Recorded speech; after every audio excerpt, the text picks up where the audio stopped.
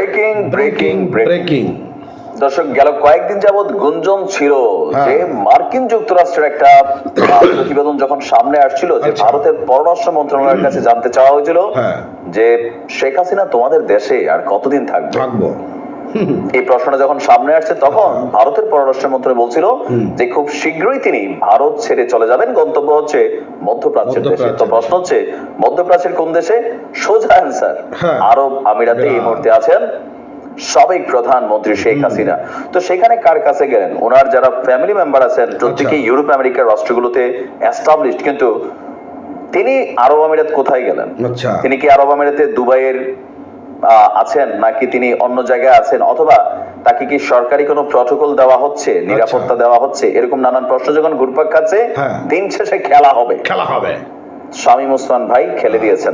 এবার আসেন, ঘটনাটা শুরুয়াত হয়েছে আজ থেকে 4-5 দিন আগেই।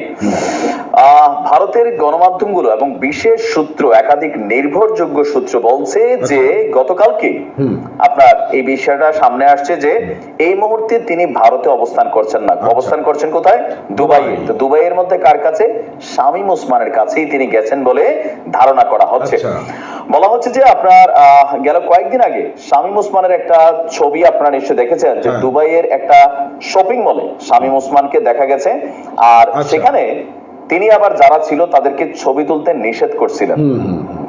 তো হঠাৎ করে শামীম ওসমানের দুবাই যাওয়া, সেই জায়গাটা থেকে আলোচনায় আসছে। আমরা যদি দেখি বাংলাদেশের প্রথম সারি গণমাধ্যমগুলোর পাশাপাশি অনেকগুলো নিউজ আসছে। দ্য ডেইলি ক্যাম্পাসের নিউজটার মধ্যে এই প্রতিবেদনটা তারা বলছে যে যুক্তরাষ্ট্র ভারতের কাছে যখন জানতে চেয়েছে, এরপরে ভারত বলছিল যে খুব স্বল্প সময়ের মধ্যেই মধ্যপ্রাচ্যের কোনো একটি দেশে তিনি যেতে চাচ্ছেন। আর তবে ঠিক কবে নাগাদ তিনি আরব আমিরাতে পৌঁছেছেন সেটা সম্পর্কে স্পষ্ট কোনো তথ্য সামনে আসেনি। সম্প্রতি আরব আমিরাতে আপনার সাবেক সংসদ সদস্য শামীম ওসমানকে দেখা গিয়েছে।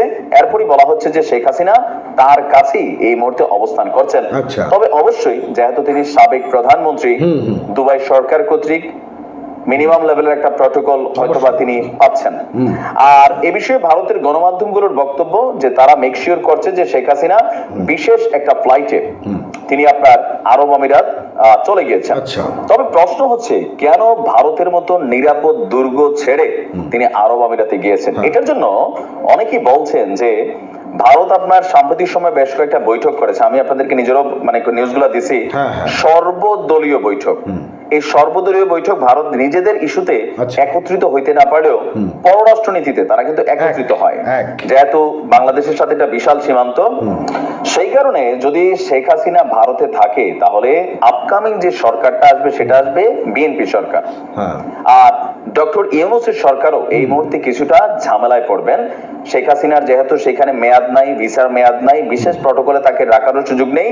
তো কূটনৈতিক সম্পর্কটা যেন দূরত্ব না হয়, কারণ ভারত বাংলাদেশকে কনসার্ন করে চলতে হয়। তো সেই বিষয়গুলো মাথায় রেখে সাময়িকভাবে শেখ হাসিনাকে ভারত থেকে সরিয়ে নিজেদের জায়গায় স্পষ্ট করেছে। আর অবশ্যই ভারতের কোনো না কোনো প্ল্যান বি আছে, কারণ আওয়ামী লীগের দুর্গই হচ্ছে ভারত, একটা প্রধান শক্তিশালী দুর্গ। সেখান থেকে তিনি আরব আমিরাত গিয়েছেন, হয়তোবা ওইখান থেকে তাকে কিভাবে বাংলাদেশের রাজনীতিতে সক্রিয় করা যায়, পুনর্বাসন করা যায়, এই নিয়ে কিন্তু বেশ প্রতিবেদন আপনারা ভারতের গণমাধ্যমগুলোতে প্রতিনিয়ত দেখছেন। পশ্চিমা বিশ্লেষকরা যারা আছেন তারাও কিন্তু মন্তব্য করছেন।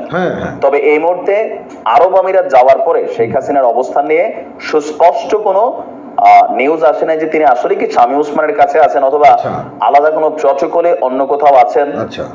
মানে তার উপস্থিতি নিয়ে আসলে এখনো কোনো ছবি বা ফুটেজ সামনে আসে নাই। তবে গণমাধ্যমগুলো বলছে, ভারত বলছে যে শেখ হাসিনা আরব আমিরাতে গিয়েছেন। ভালো থাকুন, আসসালামু আলাইকুম। তো বন্ধুরা, এই ছিল আজকের মতন সর্বশেষ আপডেট। আসলে শেখ হাসিনা যে ভারত চলে গিয়েছে এটা আসলে কবে গেল এটা কিন্তু অনেকেই জানে না।